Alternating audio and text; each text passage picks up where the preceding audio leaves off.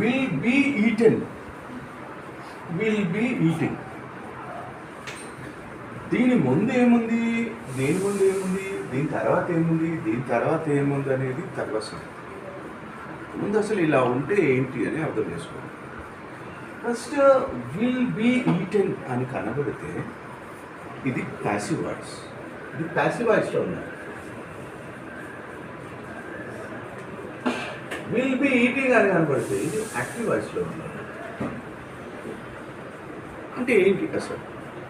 ఏ బాబు ఇక్కడ sir,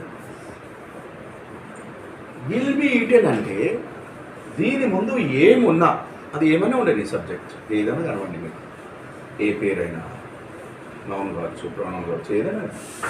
will be ఈటెన్కి ముందు ఉంటే ఇది పనిచేస్తున్నట్టు కాదు, దీని తర్వాత ఉన్న వాళ్ళు పనిచేస్తున్నట్టు, ఆ పని ఎఫెక్ట్ దీని మీద పడుతుంది. విల్ బీ ఈటెన్ ఉంటే దాని ముందున్న వాళ్ళు పనిచేసినట్టు కాదు, పని ఎఫెక్ట్ వాళ్ళ మీద ఉంది అన్నమాట. విల్ బీ ఈటింగ్ ఉంటే దీని ముందున్నలే పనిచేస్తున్నారు, వీళ్ళే పనిచేస్తున్నారు ఈటింగ్ అనే పని.